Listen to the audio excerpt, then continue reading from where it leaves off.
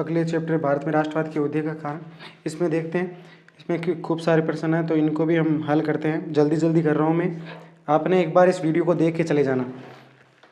Next देखो, महात्मा गांधी दक्षिण Africa से भारत कब लौटे थे? आपको पता है महात्मा गांधी 9 जनवरी को लौटे थे 1915 को, 1893 में गए थे, याद रखना। नेक्स्ट प्रश्न, महात्मा गांधी ने चंपारण व खेड़ा सत्याग्रह, चंपारण व खेड़ा सत्याग्रह 1917, ध्यान रखना 1917। कहीं कहीं आपको 1918 भी दिखे ना, कौन सा? खेड़ा, तो 1918 भी सही है, ध्यान रखना। नेक्स्ट, जलियांवाला बाग हत्याकांड कब हुआ था? 13 अप्रैल 1919 को हुआ था। नेक्स्ट प्रश्न, खिलाफत कमेटी का गठन किसके द्वारा किया गया था? याद रखना, शौकत अली और मोहम्मद अली, इन दोनों के नेतृत्व में था।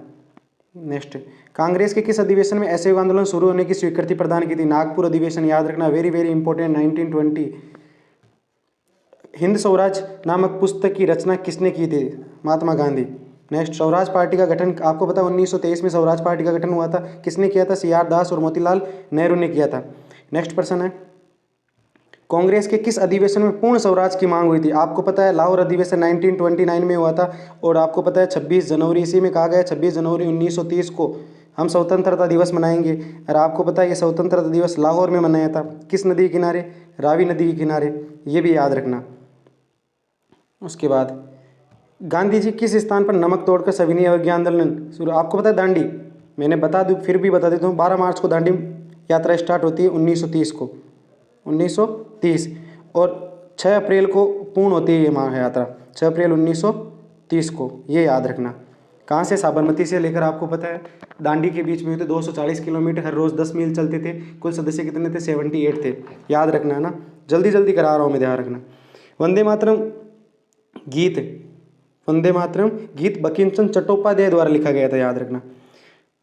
भारत माता की, याद रखना, भारत माता की विख्यात छवि को रविंद्रनाथ टैगोर के द्वारा चित्रित किया गया था। नेक्स्ट देखना, महात्मा गांधी ने अछूतों को हरिजन कहकर पुकारा था, ये भी याद रखना। दूसरा गोलमेज सम्मेलन 1932, देखो ये गलत है, पहला हुआ था 1930 में गोलमेज सम्मेलन, दूसरा 1931 में हुआ था, ध्यान रखना, और तीसरा 1932 में हुआ था, 1932 में हुआ था। इसमें दूसरा पूछा गया है तो यहाँ पर आंसर गलत लिखा हुआ है, याद रखना 1931 में। इसी में गांधी जी ना लंदन गए थे दूसरे गोलमेज सम्मेलन में, और तीनों गोलमेज सम्मेलन में भाग लेने वाले कौन थे? अम्बेडकर साहब थे। नेक्स्ट, आपको पता है 5 फरवरी 1922 को चोरा चोरी कांड हुआ था ना, घटना के बाद चोरा चोरी घटना के बाद गांधी जी ने असहयोग आंदोलन वापस ले लिया था, और आपको पता है 12 फरवरी को असहयोग आंदोलन वापस लिया था 1922 को, ये भी याद रखना। नेक्स्ट प्रश्न है, ये भी इंपॉर्टेंट है, देखो, गांधी जी ने अपनी 11 सूत्री मांगी किस वायसराय को? इरविन को। साइमन कमीशन का विरोध का क्या कारण था? इसमें कोई भी एक भी भारतीय सदस्य नहीं थे, सातों के सातों कौन थे? अंग्रेज थे। 3 फरवरी 1928 को ये भारत आया था, याद रखना। साइमन गो बैक के नारे लगाए थे लाहौर में, किसने? लाला लाजपत राय ने। और लाला लाजपत राय लाठी चार्ज के कारण उनकी क्या हो गई थी? 28 दिन बाद में उनकी डेथ हो गई थी, ये आपको मैं पढ़ा चुका हूँ सब। नेक्स्ट प्रश्न देखो, चोरा चोरी कांड कब घटित हुआ था, कहाँ हुआ था? ये याद रखना, 5 फरवरी 1922 को हुआ था, गोरखपुर में हुआ था।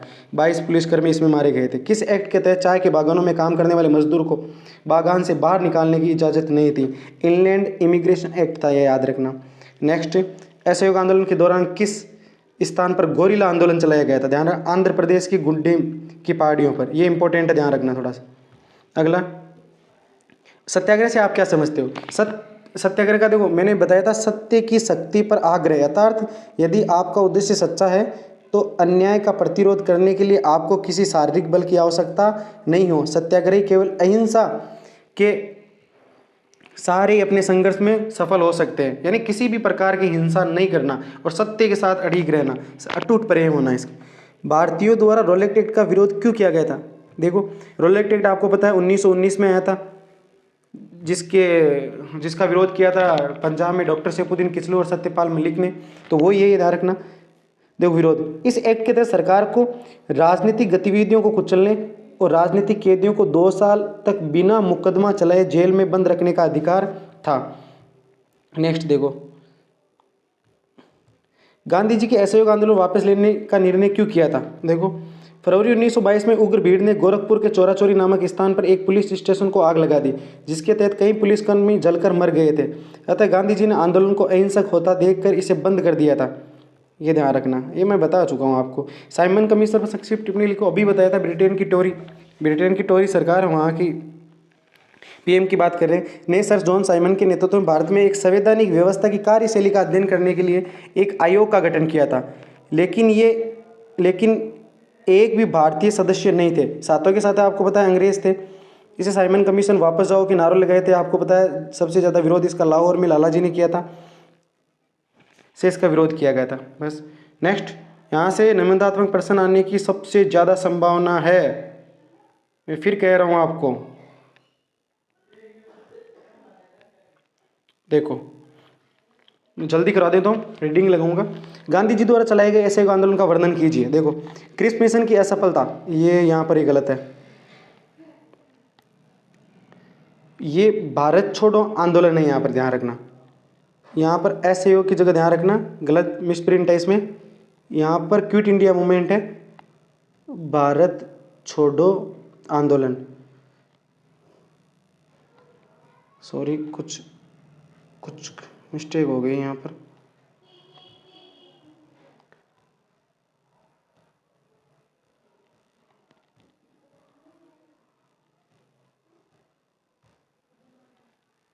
देखो, हम बात कर रहे हैं किसकी, भारत छोड़ो आंदोलन की। देखना, क्रिप्स मिशन की असफलता व द्वितीय विश्व युद्ध आपको पता है 1939 से लेकर 1944 के बीच में चला था।